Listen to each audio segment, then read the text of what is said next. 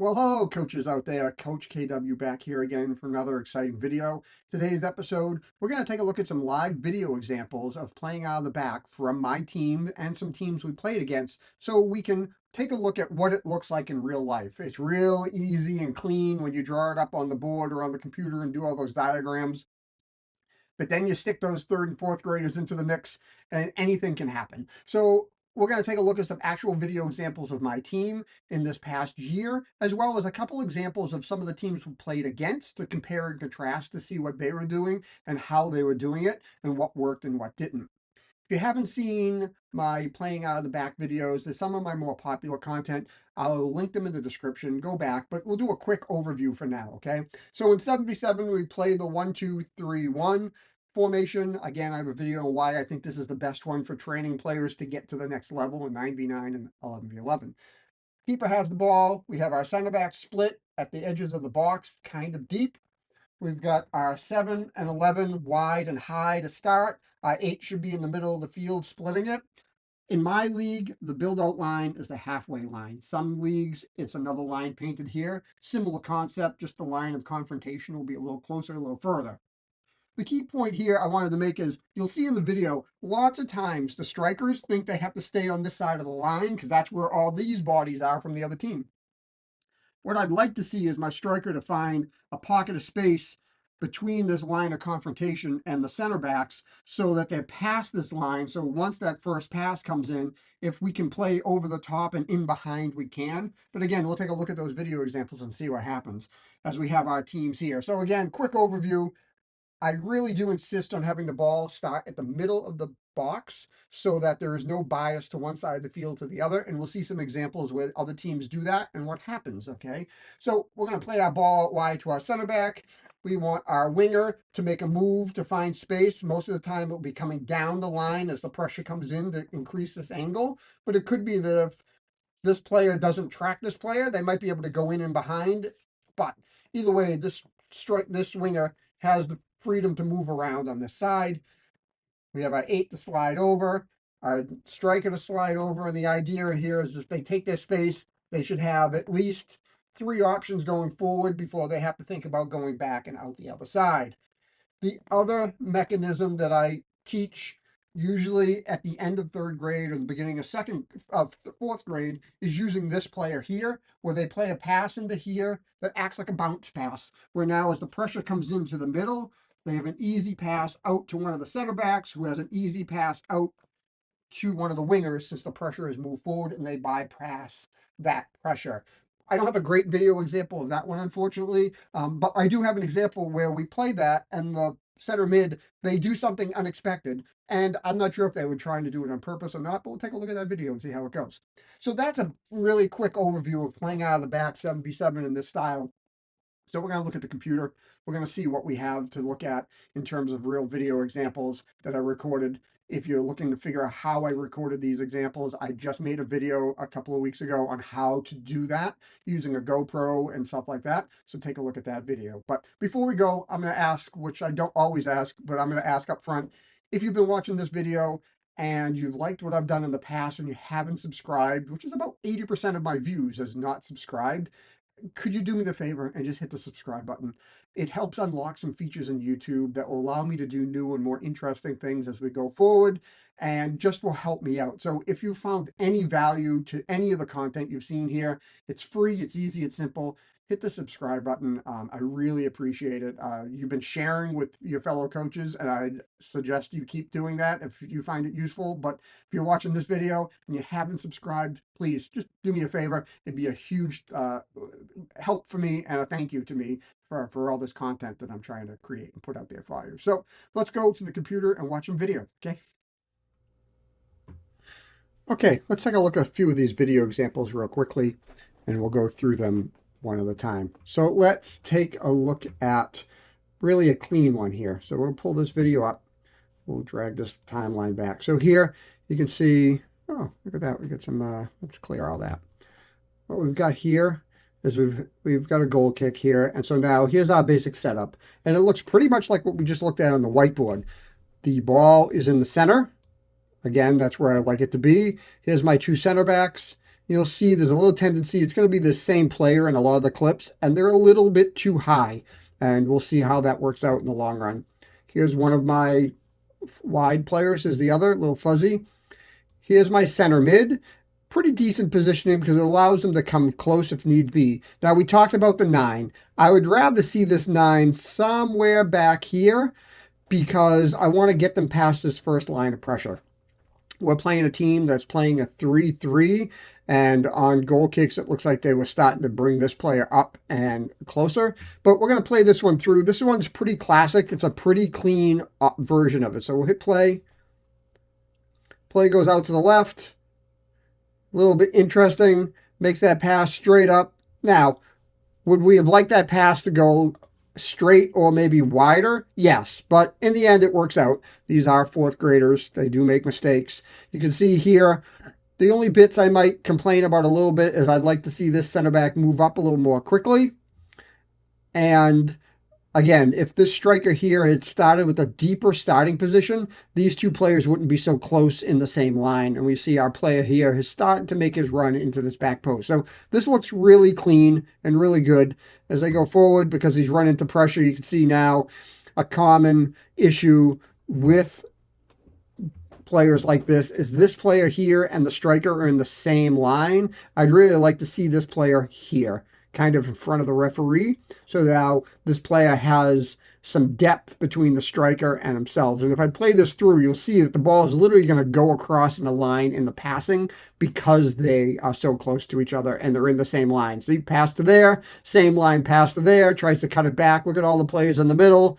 And then they finally get it back out wide and we move down the field. But a pretty clean breakout in that example, a pretty classical example of what it looks like on the screen.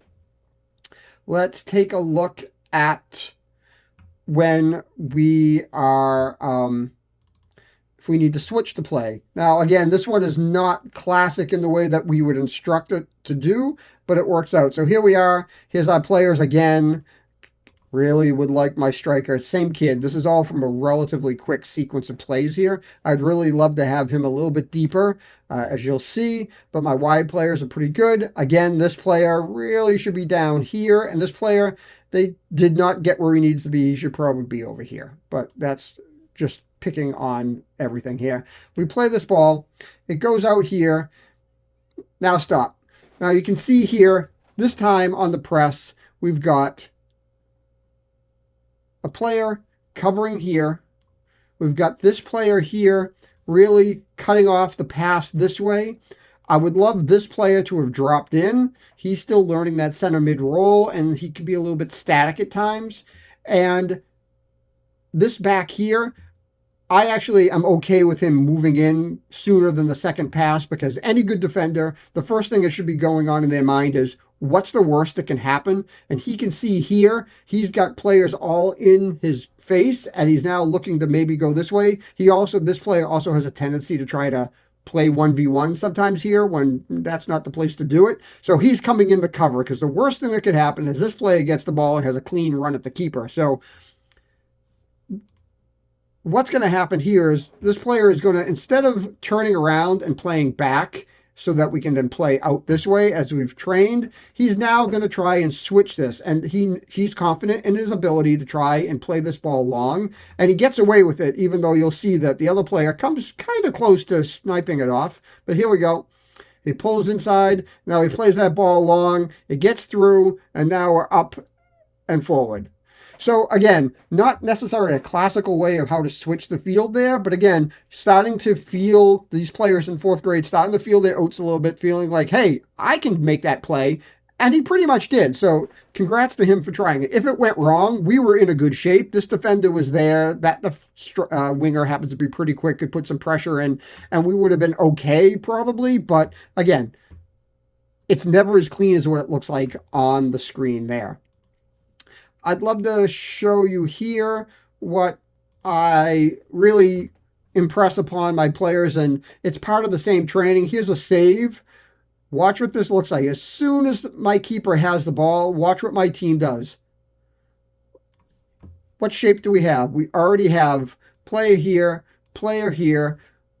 this player heading out this way, this player heading out this way. Here's my center mid, and here's my striker who hasn't got up there. So even on keeper clearances, redistributions, this is important to get your team to realize it's not just goal kicks. As soon as the keeper has the ball, whether it's passed back to them or they've made a save or they've collected the ball, the team needs to reshape, needs to find their shape, make the field big so then they have all these options. So I'm super proud. These kids do a great job in terms of it's the same sort of concept. He plays in, just he kind of double hit it when he went to pass it to him and it hit his left foot. Again, 4th grade, they make mistakes, but a good setup.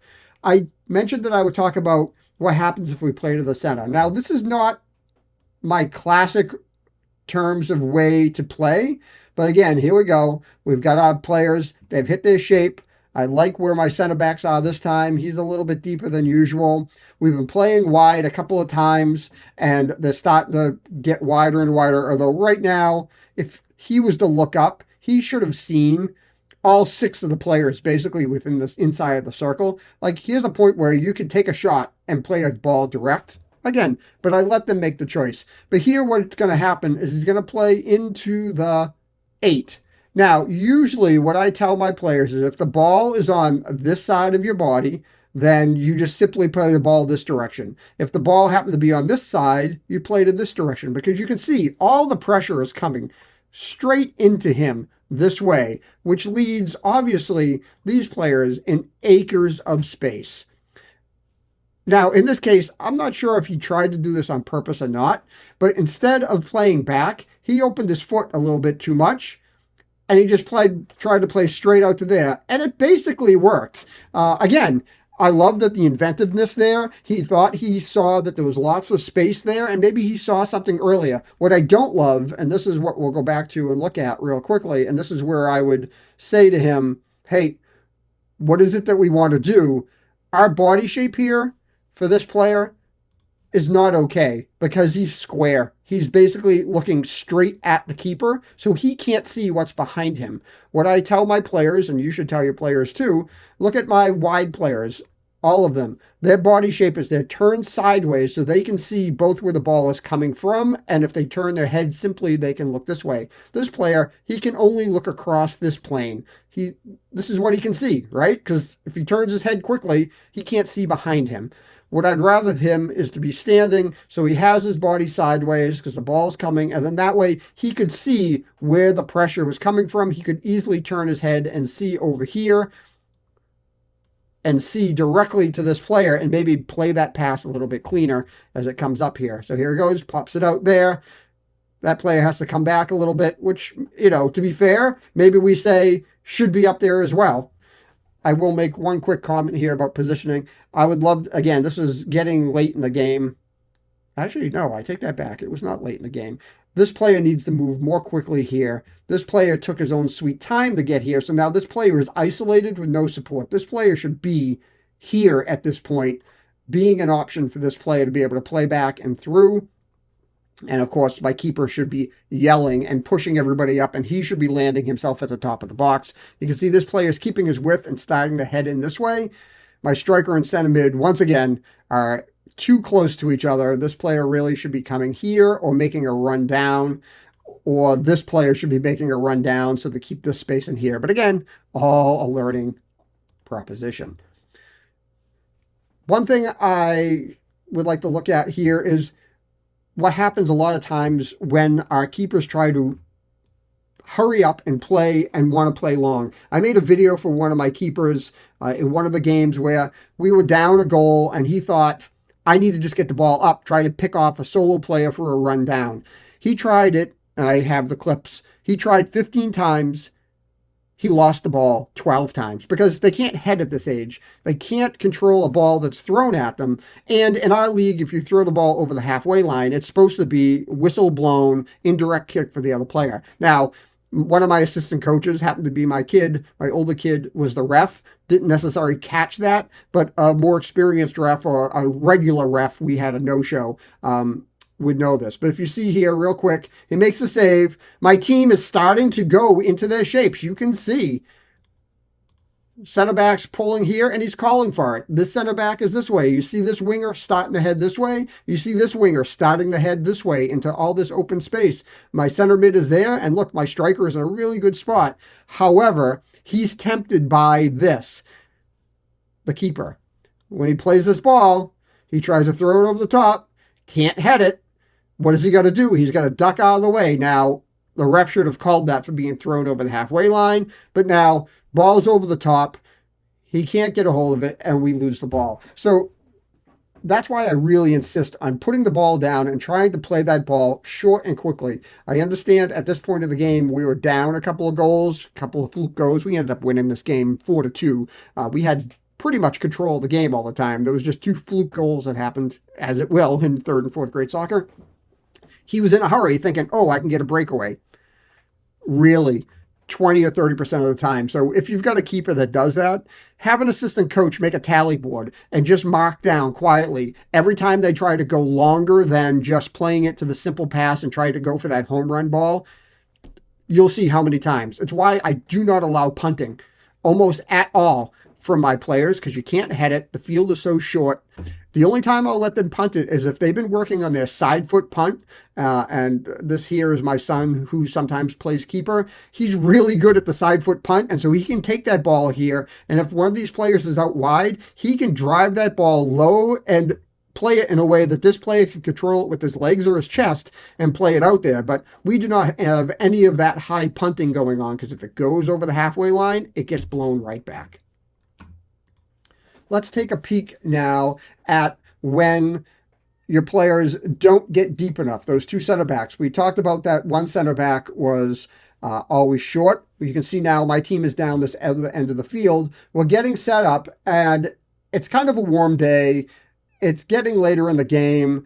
I think the kids are getting tired, but I think you can see if you take a look at this, this player center back is a little high. This center back, which is my youngest, is really high. Again, we got good shape here. We could get good shape here. My center mid is a little high. Again, I'd love my striker to be somewhere over here, something to work on. But what you're going to see is we're going to try and switch because we get pressure, and this player makes a bad decision, and then it gets compounded by the positioning that's going on here. So we'll take a look at what happens when we're a little too high. He plays it out. Now here, he should have let the ball roll across him because he's got lots of space and time, but instead he takes his touch to the inside. For what reason, we'll never know, right? Let's get rid of that. He plays that ball to him. Now, look at his starting position. The pass was in front of him a little bit, but now he was almost at the top of the box. These pressers are now 15 yards away, and now we're in scramble mode, right? Makes a good block. He kind of puts his body in between the thing. Keeper, we get a call for running into the keeper. But, you know, we were lucky to get away with that one. So, again, having that good position to give yourself time. So even if you do want to switch that ball from one side of the field to the other, that play is deep enough that you still have the time because of the space that goes across there. Let's take a look at the other team real quickly. So here's one of the reasons why I insist on the ball being at the center of the goal area. This player, in typical fashion for a lot of teams, puts the ball on the corner. My team immediately knows it's going to this side, so let's go and do our usual press. And if you're watching my pressing video, you're going to see this in action pretty well here. We're going to play this ball, roll this video forward. He plays it forward. Now look here, exactly as I would want them to do. My winger stays with his winger. So now this play they've been trying all day is not on. They have no option to play there. So now this kid should be playing into here, and this pressure is coming this way, but instead they try and force that pass. An easy pickoff. And if that pass right there was a little bit better weighted, you can see my player has a clean shot in on net. So again, playing from the corners telegraphs everything that you're about to do. Put that ball in the center and don't give it away before it happens. There's one more example here where it's, again, this team is disorganized. They're playing a 3-3. It's later in the game. They went from being up 2-0 to now losing 4-2. It's late in the game, and you can see here they're playing a 3-3. There's a sub coming on and off. Right? There's a player that's just walking off the field, so he doesn't know what's going on here. But now you can see, right? Like there's a 3-3 somewhere on this field, but really there isn't. Ball comes out. My team has now gotten used to them just punting the ball. So you can see they're all just parked on their markers. They're like, go ahead, play that long ball towards us, right? He comes up, plays the ball. We have a whole bunch of players now in this middle of the field, and it's a quick and easy turnover. So having that structure when you're doing this is super important. Well, coaches, I hope you found that interesting and helpful to see real world examples. It's clearly not as pretty and clean as when we draw it up on a whiteboard or in a little diagram software. Kids are messy, they make mistakes, they make interesting choices when they do things, but that's okay. That's part of learning the game. And every time they do it, it reinforces what works and what doesn't work. And again, it gives you some things to work on in your practices so that you can reinforce those things. Because again, we're training all these different movements and positions. Imagine that formation now 11v11. So now those aren't 7 and 11 wingers, but they're the 2 and 3 fullbacks playing out. If you watch any soccer on TV, you'll immediately recognize that shape of the back four in most teams. Sometimes they even pressed in like this with maybe one or even two midfielders in the middle here. We all recognize that shape. It starts at 7v7 with those skills, working on that over and over again. That team there, that 7v7 team is moving to 9v9 next year with a field that's twice as big. Their ability to control the ball, to play forward and backwards as a team on the 9v9 field is going to be a huge advantage because they will not be running up and down the field chasing the game all the time. Because in 9v9, you can't play a basketball game like 7v7 is. It's just not possible for these kids. They can't run that much. They find that out really quickly. Being able to have that shape and structure so that you can play that ball in and amongst and move yourself up the field slowly and controlled is a huge benefit when you get to the bigger field at 9v9, 11v11. Again, if you found any value in this video, please ask again. Hit that subscribe button, hit the thumbs up button, share it with other coaches. I know for me, it's the summertime, so maybe, taking a break, getting ready. We just finished sending out tryout notifications, which is always a joy. Maybe I'll make a video on that if you want to make some comments. That would be fantastic. So, till next time, I hope all you coaches are well, and whether it's in season or out of season, that you're taking care of yourself. Until next time, I'll see you. Bye.